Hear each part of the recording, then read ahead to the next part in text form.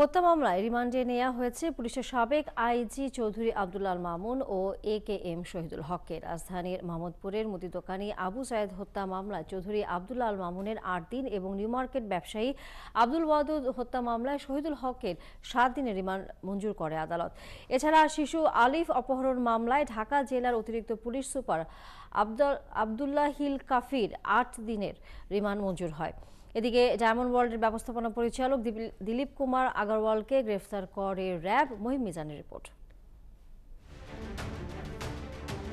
আবু সায়েদ হত্যা মামলার প্রধান আসামি সাবেক প্রধানমন্ত্রী শেখ হাসিনা। এই মামলায় চৌধুরী আব্দুল আল মামুনকে মঙ্গলবার রাত গ্রেফতার দেখিয়ে বুধবার রিমান্ডে নেয়ার আবেদনে বলা হয়, শেখ হাসিনা শক্ত হাতে ছাত্র জনতার আন্দোলন দমন করার নির্দেশ দিয়েছিলেন। মামলার ৩ নম্বর আসামি চৌধুরী আব্দুল আল মামুন সহ অন্যরা ছাত্র জনতার আন্দোলন দমনে অধীনস্থ পুলিশ সদস্যদের নির্দেশ দিয়েছিল। চৌধুরী আব্দুল আল মামুনকে রিমান্ডে নেয়ার আবেদন নাকচ করে জামিন চান তার আইনজীবী। আদালত শুনানি নিয়ে তার ৮ দিনের রিমান্ড মঞ্জুর করে। সাবেক আইজিপি শহীদুল হকের রিমান্ডের আবেদনে বলা হয়, নিউ মার্কেটের ব্যবসায়ী আব্দুল ওয়াদুদ হত্যা মামলায় তার জড়িত থাকার তথ্য পাওয়া গেছে। আইজিপি শহীদুল ইসলামকে আজকে বিজ্ঞ আদালতে নিউ মার্কেট থানা একটি হত্যা মামলায় হাজির করা হয়।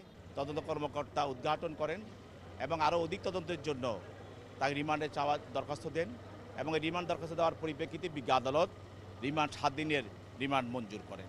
আব্দুল্লাহ আল মামুনকে শুনানি অন্তে তার বিরুদ্ধে ৮ দিনের রিমান্ড মঞ্জুর করেন। ডিএমপির গণমাধ্যম ও জনসংযোগ বিভাগ জানায়, শহীদুল হককে উত্তরা ১৬ নম্বর সেক্টর থেকে গ্রেফতার করা হয়। অন্যদিকে চৌধুরী আব্দুল আল মামুন সেনা হেফাজতে ছিলেন। তার বিরুদ্ধে মামলা হওয়ায় তিনি সেনা হেফাজতে থাকা অবস্থায় আত্মসমর্পণের ইচ্ছা প্রকাশ করেন। গত ৫ আগস্ট ছাত্র জনতার অভ্যুত্থানে আওয়ামী লীগ সরকারের পতন হয়। এই সরকারের আইজিপি দায়িত্বে ছিলেন চৌধুরী আব্দুল আল মামুন। সরকার পতনের পরদিন তার চুক্তিভিত্তিক নিয়োগ বাতিল করা হয়। অন্যদিকে শহীদুল হক ২০১৪ সালের ৩০ ডিসেম্বর আইজিপি হিসেবে নিয়োগ পান। তিনি ২০১৮ সালের ৩১ জানুয়ারি অবসরে যান। যারা প্রকৃত অপরাধী এবং যারা এই ঘটনার সাথে জড়িত তাদেরকে যদি সম্পৃক্ত করা হতো তাহলে ন্যায় বিচার পাওয়া হতো। এই মামলাগুলোতে দেখা যাচ্ছে যে বাদী চিনে না আসামিকে এবং আসামিও জানে না বাদী কি। এদিকে শিশু আলিফ অপহরণের অভিযোগে রাজধানীর হাজারীবাগ থানায় একটি মামলা হয়। সেই মামলায় ঢাকা জেলা পুলিশের অতিরিক্ত পুলিশ সুপার আব্দুল্লাহিল কাফিকে গ্রেফতার দেখিয়ে রিমান্ডের আবেদন করা হয়। আদালত শুনানি নিয়ে তার ৮ দিনের রিমান্ড মঞ্জুর করেন। ঢাকা জেলার অতিরিক্ত পুলিশ সুপার আব্দুল্লাহিল কাফিকে সোমবার রাতে ঢাকার হযরত শাহজালাল আন্তর্জাতিক বিমানবন্দর থেকে আটক করার কথা জানানো হয়।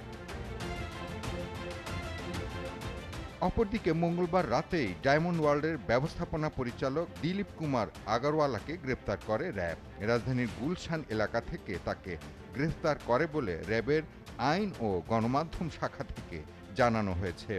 এর আগে মঙ্গলবার বিকেলে পুলিশের অপরাধ তদন্ত বিভাগ সিআইডির এক বার্তায় জানায়, সোনা ও হীরা চোরাচালানের অভিযোগে ডায়মন্ড ওয়ার্ল্ডের সাথে সংশ্লিষ্ট ব্যক্তিদের বিরুদ্ধে অনুসন্ধান শুরু করেছে সিআইডির financial crime unit. Agarwala Dubai ও সিঙ্গাপুরে সোনা চোরাচালান সিন্ডিকেট নিয়ন্ত্রণ, ভারতের কলকাতার ৩টি জুয়েলারি দোকান ও ১১টি বাড়ি এবং মালয়েশিয়া, দুবাই ও কানাডায় বিপুল পরিমাণ অবৈধ সম্পদ অর্জনের তথ্য রয়েছে। চুয়াডাঙ্গা ১ আসন থেকে স্বতন্ত্র প্রার্থী হিসেবে নির্বাচনে অংশ নিয়ে হেরে যান দিলীপ কুমার আগরওয়ালা। তিনি কেন্দ্রীয় আওয়ামী লীগের শিল্প ও বাণিজ্য বিষয়ক উপকমিটির সদস্য। মহিম মিজান, ৭১, ঢাকা।